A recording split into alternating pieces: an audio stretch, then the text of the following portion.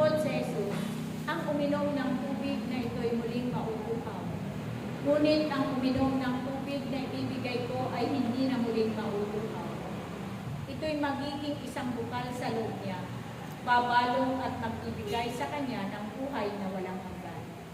Sinabi ng babae, Ginoo, kung gayon ko'y bigyan ninyo ako ng tubig na sinasabi ninyo, nang hindi na ako mauhaw, ni pumarito pa upang sumalo. Umuwi ka at isama mo rito ang iyong asawa, wika ni Jesus. Wala po akong asawa, anang babae. Tama ang sinabi mong wala kang asawa, tugon ni Jesus, sapagkat 5 na ang iyong naging asawa at ang kinakasama mo ngayon ay hindi mo asawa. Totoo ang sinabi mo, sinabi ng babae. Ginoo, sa wari ko'y propita kayo, dito sa bundok na ito, sumamba sa Diyos ang aming mga magulang. Ngunit sinasabi ninyong mga Hudyo na sa Jerusalem lamang dapat sambahin ang Diyos. Tinugon siya ni Jesus, maniwala ka sa aking ina. Dumarating na ang panahon na sasambahin ninyo ang Ama, hindi lang sa bundok na ito o sa Jerusalem. Hindi ninyo nakikilala ang inyong sinasamba, ngunit nakikilala namin ang aming sinasamba, sapagkat ang kaligtasan ay galing sa mga Hudyo.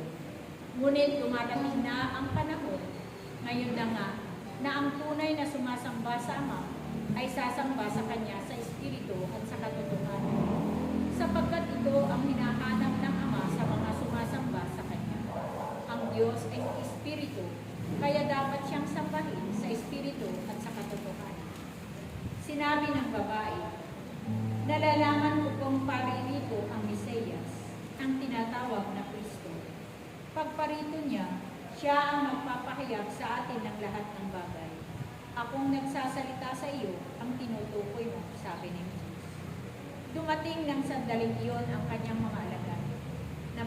Nabigla sila na makitang nakikipag-usap siya sa isang babae. Ngunit isa man sa kanila ay walang nagtanong kung ano ang ibig ni Jesus, kaya kung bakit siya nakikipag-usap sa babae. Iniwan ng babae ang kanyang panga, bumalik sa bayan at sinabi sa mga taga-roon, hali kayo, tingnan ninyo ang taong nagsabi sa akin ng lahat ng ginawa. Siya na kaya ang Kristo, kaya't lumabas sila ng bayan at nagpunta kay Jesus. Samantalang makailang ulit na sinabi sa kanya ng mga alagad, Rabi, kumain na po kayo, ngunit sumagot siya, ako'y may pagkain